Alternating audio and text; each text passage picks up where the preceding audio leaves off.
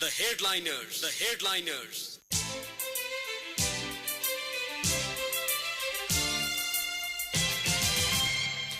नमस्कार श्रोता, रेडियो कान्तिपुरको नियमित कार्यक्रम द हेडलाइनर्स लिएर आज म दिनेश पाण्डे उपस्थित भएको छु। समसामयिक विषयमा सम्बन्धित अतिथिसँग विचार विमर्श गरिने यो कार्यक्रममा आज मैले खास गरी चाडपर्वका बेला अपनाइने खानपान शैली र यसले निम्त्याउने स्वास्थ्य जोखिम लगायतका विषयमा नेपाल पोषणविद तथा डायटिसियन संघका महासचिव केपी लम्सालसँग कुराकानीको तयारी गरेको छु। श्रोता, आजका अतिथिसँग यहाँलाई पनि कुनै जिज्ञासा सोध्न मन लागे हाम्रो स्टुडियोको टेलिफोन नम्बर 5541 906 मा फोन गरेर टिपाउन सक्नुहुनेछ। कृपया कार्यक्रमका दौरानमा उठिसकेका जिज्ञासालाई नटिपाइदिनुहोला।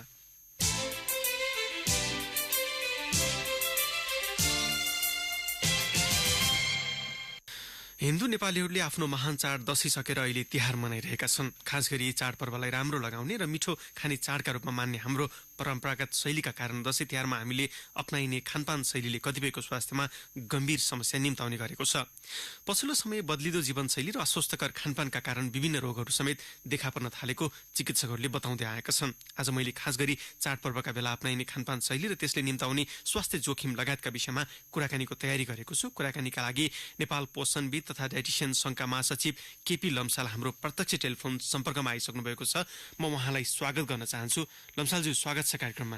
हस्, धन्यवाद। मैले आज खास गरी चाडपर्वलाई लक्षित गरेर चाडपर्वमा अप्नाइने खानपान शैलीको विषयमा कुराकानी गर्नका लागि तपाईलाई मैले यहाँ निम्ताएको छु। तपाईले खाना र रोगका विषयमा लामो अध्ययन गर्नु भएको छ। मानव स्वास्थ्यका दृष्टिकोणले हेर्दा हामीले खाने खाना र रोगको सम्बन्धलाई कसरी व्याख्या गर्न सकिन्छ? वास्तवमा भन्यो भने हामी कस्तो हुने, हाम्रो स्वास्थ्य कस्तो हुने भन्ने कुरा चाहिँ दुईवटा कुरामा निर्भर हुन्छ। एउटा हामीले खाएको खाना र अर्को हामी कस्तो जीवनशैली अपनाइरहेका छौँ भन्ने कुरा। अब खानाको कुरा गर्दाखेरि चाहिँ यसमा पनि तीनवटा पक्ष हुन्छन्। एउटा के खाने, अर्को कस्तो कति खाने, त्यो खानेकुरा कति खाने र त्यो खाने तरिका कस्तो छ, अर्थात् त्यसलाई कसरी खाने, के खाने, कति खाने र कसरी खाने र आफ्नो जीवनशैली कसरी चाहिँ सञ्चालन गर्ने भन्ने कुरासँग चाहिँ हाम्रो स्वास्थ्य जोडिएको हुन्छ। र संसारभरि जति स्वास्थ्य समस्याहरू आइराखेका छन्, जति मानिसहरू चाहिँ बिरामी भइराखेका छन्, जति रोगहरू चाहिँ निम्तिराखेका छन्, यसको एउटा मुख्य कारण, एउटा यसको ठुलो हिस्सा चाहिँ विशेष गरी पानी जन्ने र खाना जन्ने रोगहरूले नै निम्ताइराखेको छ। विशेष गरी नसर्ने दीर्घ रोगहरूबाट जति मानिसहरू पीडित भइराखेका छन्, त्यसको मुख्य कारण चाहिँ जीवनशैली र खानपानलाई नै हामी दिन सक्छौँ। हामीले खाने बेलामा के खानेकुराहरू कुन समयमा कति मात्रामा कसरी मिलाएर खानुपर्छ भन्ने कुरा नजान्दाखेरि नै पछिल्लो समय चाहिँ विभिन्न किसिमका नयाँ रोगहरू र दीर्घ रोगहरूको कारणले गर्दा धेरै मानिसहरू पीडित भइराखेको देख्न सक्छौँ। अब जस्तो हामीले चाडपर्वको कुरालाई उल्लेख गर्ने हो भने दशैंलाई मासु र तिहारलाई सेलरोटीको चाड भनेर मान्ने गर्दछौँ। परम्परागत रूपमा हामीले यसरी यी चाडपर्वलाई चाहिँ खानपानको दृष्टिकोणले यसरी व्याख्या गर्दै आएका छौँ। वास्तवमा हामीले अब वर्षभरि हामीले जुन खालको एउटा स्वस्थ खाना खाए पनि यो एक दिनमा अथवा केही 2-4 दिन यो चाडपर्वमा खाने यस्तो खानपानले चाहिँ स्वास्थ्यमा असर गर्छ कि गर्दैन?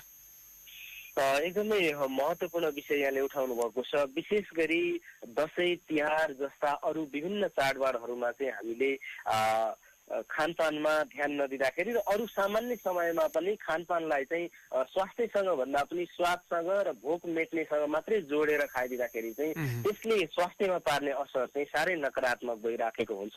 विशेष गरी तिहारको समयमा चाहिँ धेरै गुलियो, धेरै चिल्लो, धेरै मसलेदार माछा, मासु र मदिरा यस्ता किसिमका खानेकुराहरू चाहिँ बढी प्रयोगमा आइराखेको देखिन्छ। धेरै गुलियो खानेकुराहरू जस्तै मिठाईहरू बढी प्रयोगमा आइराखेको देखिन्छ।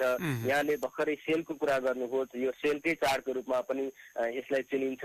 सेलरोटी, अर्चा, अनर्चा जस्ता धेरै चिल्लो सोच्ने अर्थात् चाहिँ तेलमा चाहिँ डुबाएर पकाइने खानेकुराहरू जसमा चाहिँ चिल्लो पदार्थ धेरै सोचेर रहिराखेको हुन्छ, त्यस्तो खानेकुराको बढी प्रयोग भइराखेको देखिन्छ। त्यसै गरी धेरै मिठो बनाउनको लागि, स्वादिलो बनाउनको लागि, खाउ खाउ लाग्ने, हेर्दै मुखमा पानी आउने खालको बनाउनको लागि चाहिँ विभिन्न रङहरूको प्रयोग गर्ने अर्थात् चाहिँ धेरै मसलाहरू प्रयोग गर्ने, मसलेदार खानेकुराहरू, धेरै नुन र मसलाको प्रयोग गर्ने खानेकुराहरू पनि यो समयमा चाहिँ बढी प्रयोग भइराखेका हुन्छन्।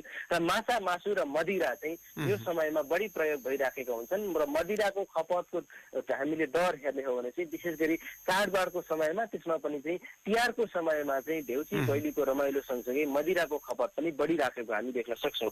यो सबै कुराहरूलाई चाहिँ स्वास्थ्यसँग जोडेर हेर्दाखेरि चाहिँ यसले हाम्रो स्वास्थ्यलाई भित्रभित्रै धमिराले काठ खाए जस्तै गरी चाहिँ मकाइराखेको हुन्छ।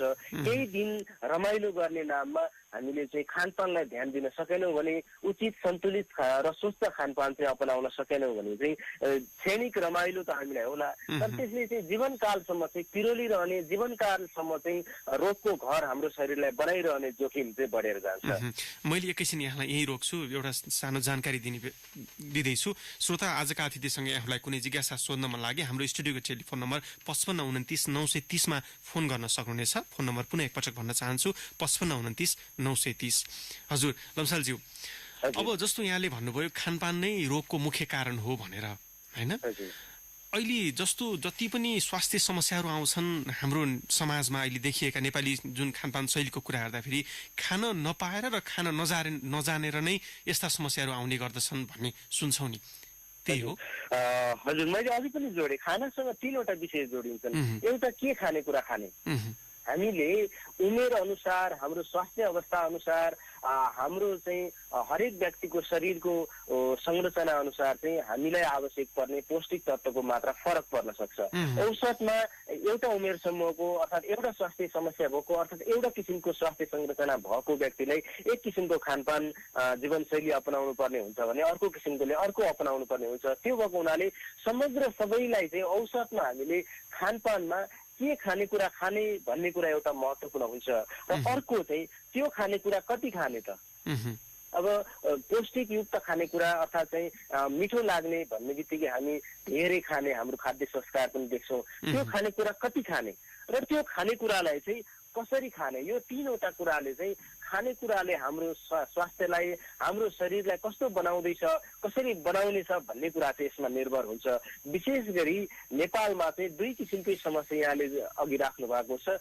केही मानिसहरू, हाम्रा केही नेपालीहरू चाहिँ खान नपाएर अर्थात् चाहिँ खानेकुराको अभाव भएको कारणले गर्दा सबै खालका खानेकुराहरू चाहिँ सन्तुलित मात्रामा मिलाएर खान नसक्ने भएको कारणले गर्दा, खानेकुराको अभावको कारणले गर्दा चाहिँ खानासँग सम्बन्धित स्वास्थ्य समस्याहरूबाट पीडित भइराखेका छन्, कुपोषित भइराखेका छन्। र अर्को पाटोमा हेर्ने हो भने चाहिँ केही अरू नेपालीहरू चाहिँ खान नजानेर उनीहरूसँग प्रशस्त मात्रामा खानेकुराहरू छ, प्रशस्त मात्रामा चाहिँ खानासँग उनीहरूको पहुँच पुग्छ, तर त्यो चाहिँ केही खानेकुरालाई चाहिँ सन्तुलित मात्रामा खान नजानेर हामीले कमाएको केही खर्च चाहिँ हामी खानेकुरामा गर्छौँ र बाँकी रहेको खर्च चाहिँ त्यही खानेकुराको कारणले गर्दा स्वास्थ्य समस्या निम्तिन्छ तर त्यसको उपचारको लागि खर्च गर्छौँ भनिसकेपछि अब यही ट्रेन्ड चाहिँ रहिरहने हो भने यो चाहिँ एक किसिमको हाउगुजी नभएर यो वास्तविकतासँग जोडिने कुरा छ।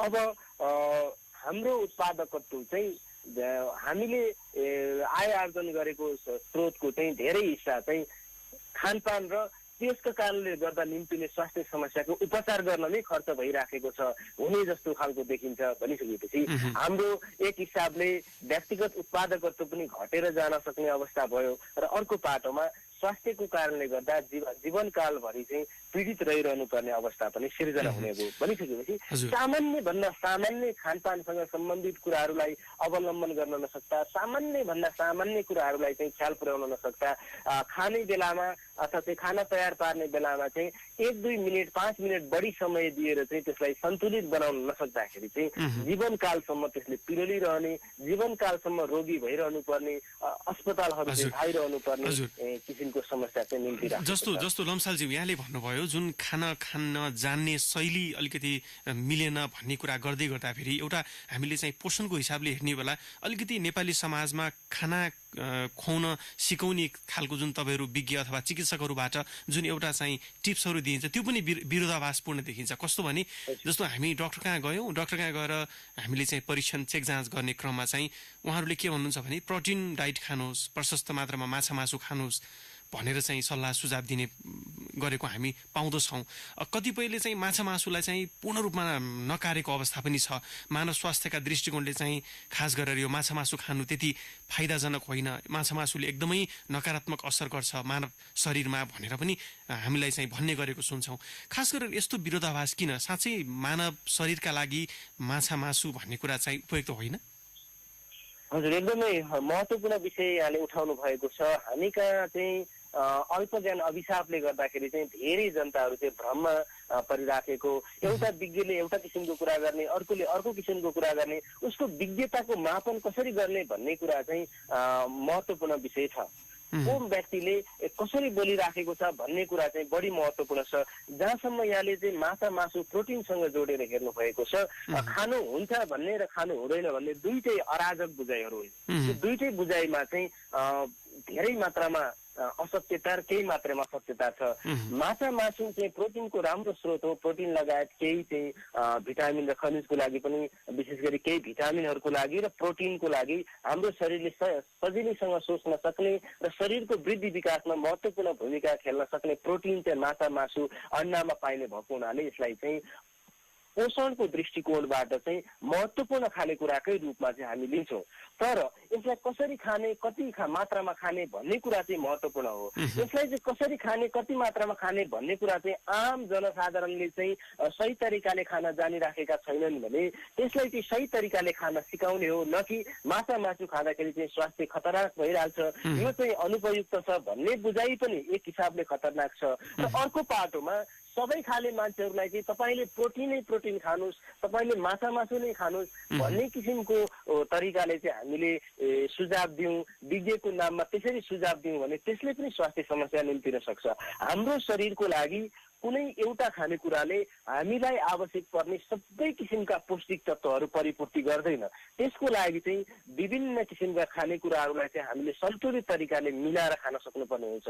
यहाँले जुन प्रोटिनलाई उठाउनु भएको छ, हाम्रो शरीरमा मांसपेशीहरूलाई चाहिँ बनाउनको लागि, हाम्रो शरीरको वृद्धि विकासको लागि, विशेष गरी साना बालबालिकाहरूको वृद्धि विकासको लागि र हामी सबै खालका उमेर समूहका व्यक्तिहरूको लागि पनि प्रोटिन हाम्रो शरीरको लागि अत्यावश्यक छ। हाम्रो मांसपेशीहरू बनाउनको लागि र शरीरका अरू कार्य सञ्चालनहरू गर्नको लागि पनि प्रोटिन आवश्यक छ। त्यसै गरी कार्बोहाइड्रेट आवश्यक छ। तर त्यस्तो प्रोटिन त माछा मासु मात्रै पाइन्छ भन्ने पनि त होइन नि। जस्तो गेडागुडीदेखि लिएर अन्य शाकाहारी भोजनमा पनि त त्यो प्रोटिनलाई त हामीले चाहिँ प्राप्त गर्न सक्छौँ। त्यसले गर्दाखेरि जस्तो माछा मासुलाई नै प्रोटिनको एउटा चाहिँ मुख्य आधार हो भनेर बुझ्ने बेला पनि त गलत होला नि। हजुर, यो बुझाइ पनि गलत छ। म यहाँसम्म आउँदैछु। विशेष गरी चाहिँ वनस्पति जन्य स्रोत र पशु पंक्षी जन्य स्रोतबाट नै प्रोटिन चाहिँ प्राप्त गर्न सकिन्छ।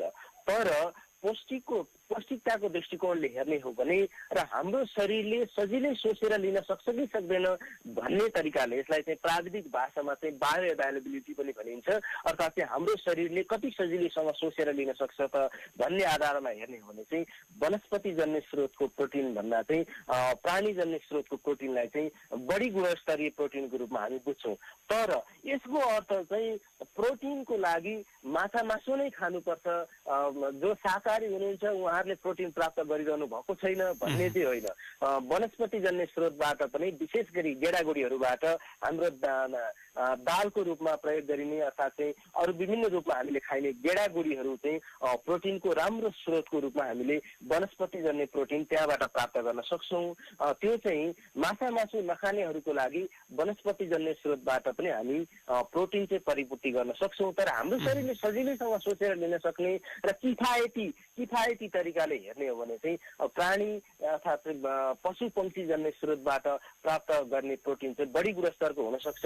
यहाँनिर चाहिँ यसलाई कसरी खाने र कति मात्रामा खाने भन्ने कुरा चाहिँ बढी महत्त्वपूर्ण हुन्छ होला जस्तो लाग्छ। तर माछा मासु खाने गर्दाखेरि त्यसले चाहिँ पाचन प्रणालीमा चाहिँ अलि बढी असर गर्छ। जस्तो हामीले चाहिँ पाचन प्रक्रियाको कुरा गरौँ, जुन भेज आइटमहरू हुन्छन्, जुन शाकाहारी व्यञ्जनहरू हुन्छन् त्यो चाहिँ एकदमै छिटो चाहिँ पाचन भएर जाने र माछा मासुलाई चाहिँ त्यो पाचे हुन पनि निकै समय लाग्ने, त्यसले गर्दाखेरि पनि एउटा स्वास्थ्यमा अलि गम्भीर समस्याहरू निम्त्याउँछ भनेर कतिपय पोषणविदहरूले भनिरहेका हुन्छन् नि। हजुर, यसमा पनि केही हदसम्म सत्यता छ, तर यसलाई चाहिँ यसैलाई टेकेर माछा मासु खानु हुँदैन भन्ने तर्क गर्नु चाहिँ त्यति तर्कसङ्गत हुँदैन।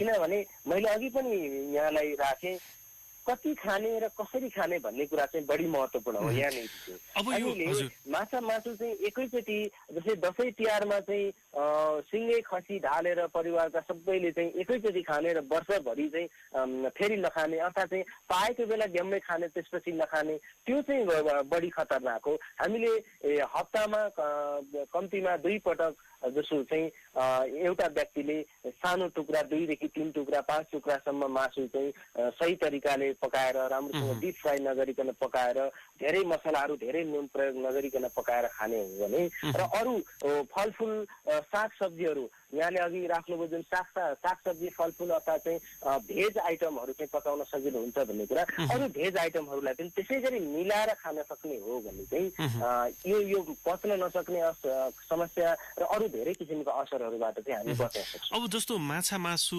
सेवन गर्ने कुरा गर्दै गर्दाखेरि चाहिँ कुन खालको मासु उत्तम हुन्छ? यहाँ पनि विभिन्न चाहिँ वर्गमा चाहिँ छुट्याइएको छ। अहिले रातो मासु हानिकारक छ स्वास्थ्यका लागि भनेर।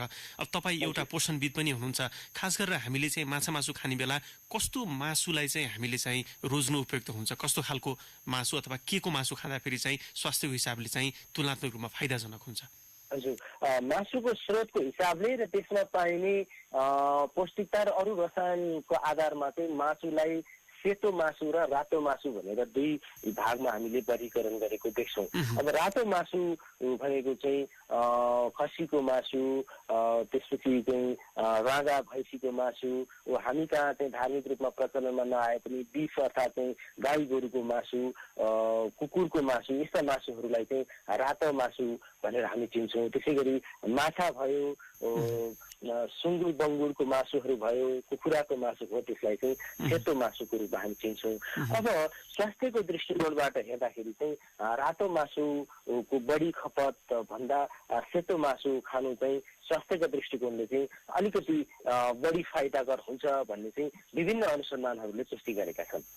हजुर लम्सालज्यू, मैले एकैछिन यहाँलाई यही रोक्छु। कार्यक्रममा छोटो विश्राम लिने बेला भएको छ। श्रोता, आज मैले खास गरी चाडबाडका बेला अप्नाइने खानपान शैली र त्यसले निम्ताउने स्वास्थ्य जोखिम लगायतका विषयमा नेपाल पोषणविद तथा डायटिसियन सङ्घका महासचिव केपी लम्सालसँग कुराकानी गरेको छु। कार्यक्रममा छोटो विश्राम लिन्छु। विश्राम अवधिभर आजका अतिथिलाई म टेलिफोन सम्पर्कमै बसिदिन आग्रह गर्दै पहिला भने छोटो विश्राम लिन चाहन्छु। नमस्कार श्रोता, पुनः स्वागत छ यहाँलाई कार्यक्रम द हेडलाइन्समा। आज मैले खास गरी चाडपर्वका बेला अप्नाइने खानपान शैली र त्यसले निम्ताउने स्वास्थ्य जोखिम लगायतका विषयमा रहेर नेपाल पोषणविद तथा डायटिसियन सङ्घका महासचिव केपी लम्सालसँग कुराकानी गरिरहेको छु। आजका अतिथिलाई म पुनः स्वागत गर्न चाहन्छु। लम्सालज्यू, पुनः स्वागत छ कार्यक्रममा। हजुर, धन्यवाद। अघि हामी कुरा गर्दै थियौँ खानपान शैली कस्तो गर्ने भन्ने विषयमा चाहिँ हामीलाई त्यति धेरै ज्ञान नहुँदाखेरि यो समस्या आउँछ भनेर। तर खानाको मात्रा र परिकार भन्दा पनि गुणस्तर नै बढी जिम्मेवार छ यो रोगहरू, स्वास्थ्य समस्याहरू निम्ताउनु भनेर कतिपय डाक्टरहरूले भने सुन्छौँ नि हामीले। हजुर, हामी कहाँ अर्को यो एकदमै महत्त्वपूर्ण पाटो यहाँले उठाउनु भएको छ।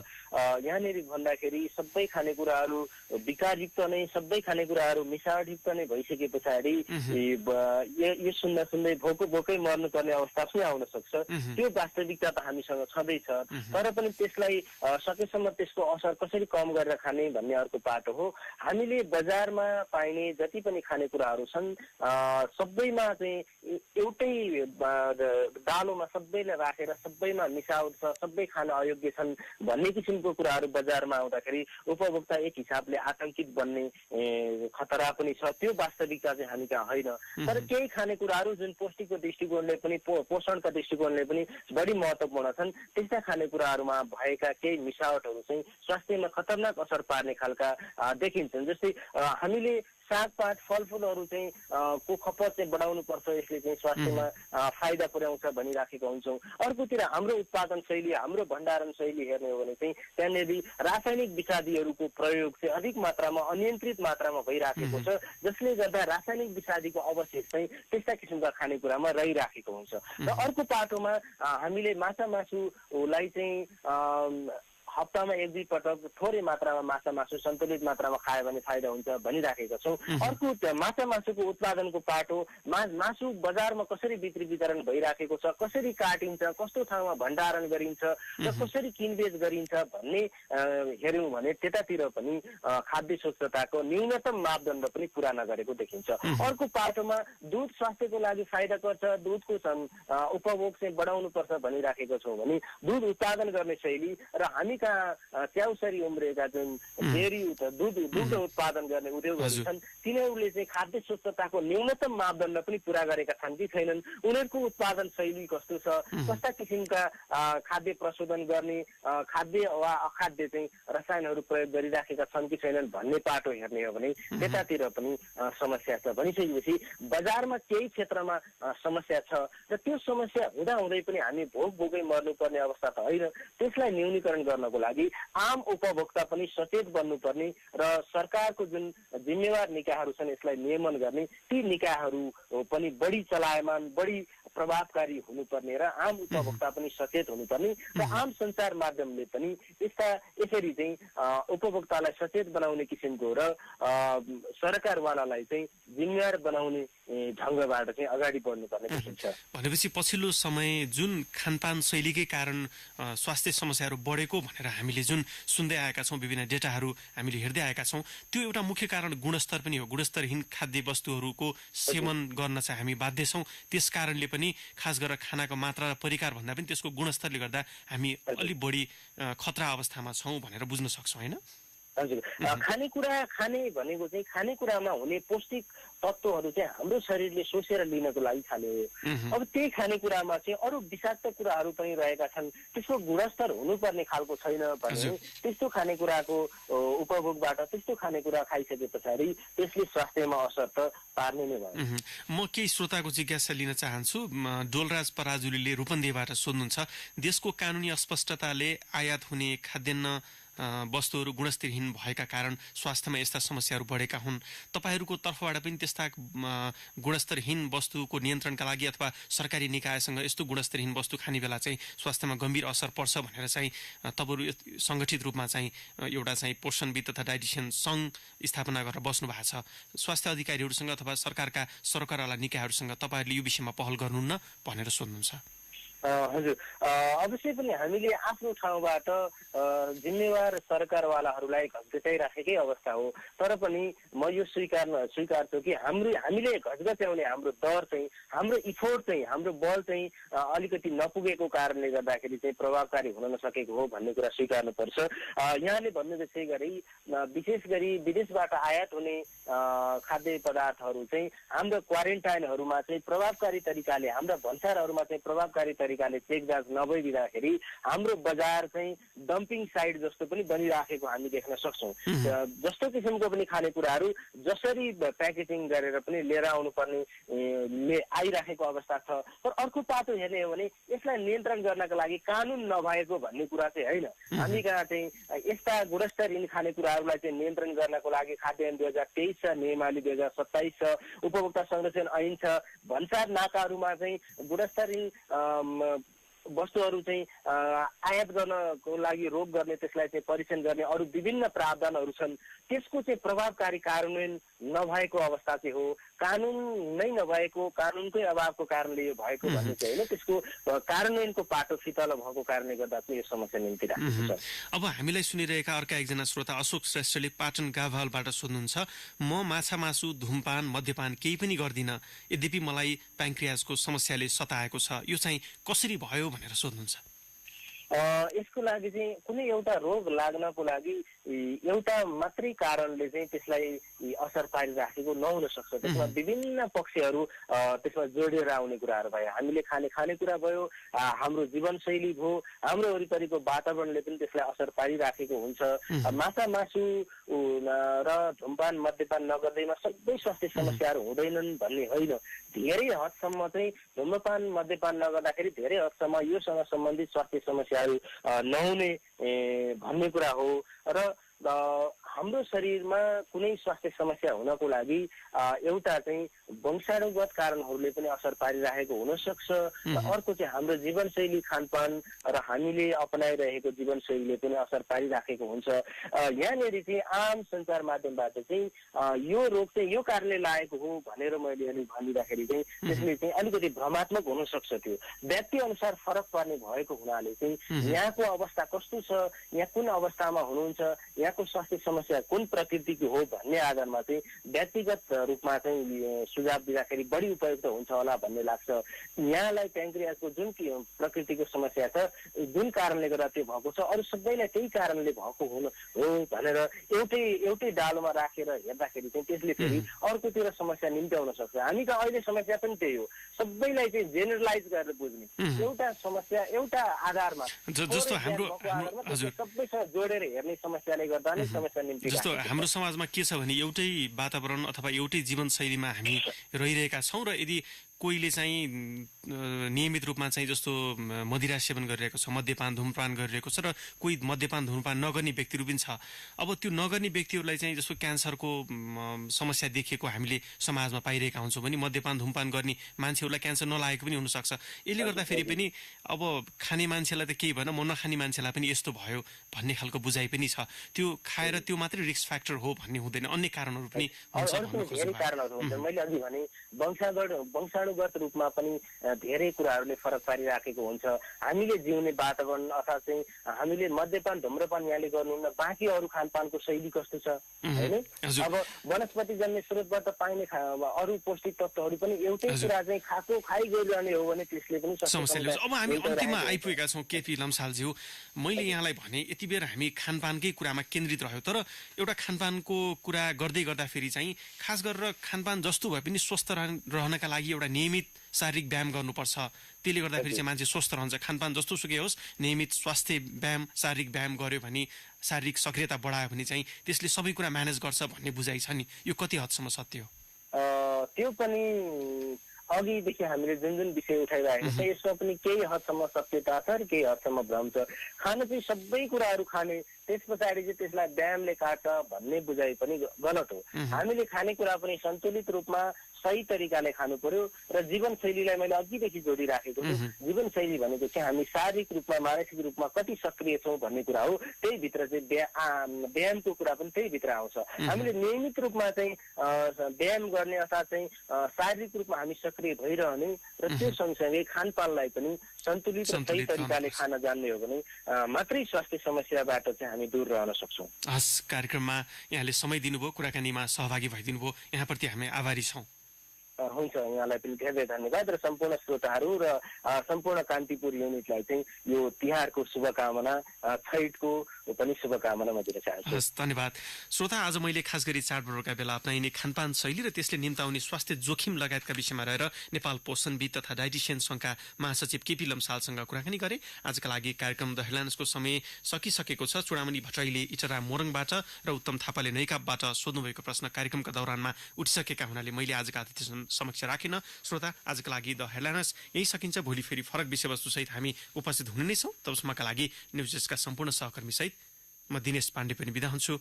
नमस्कार।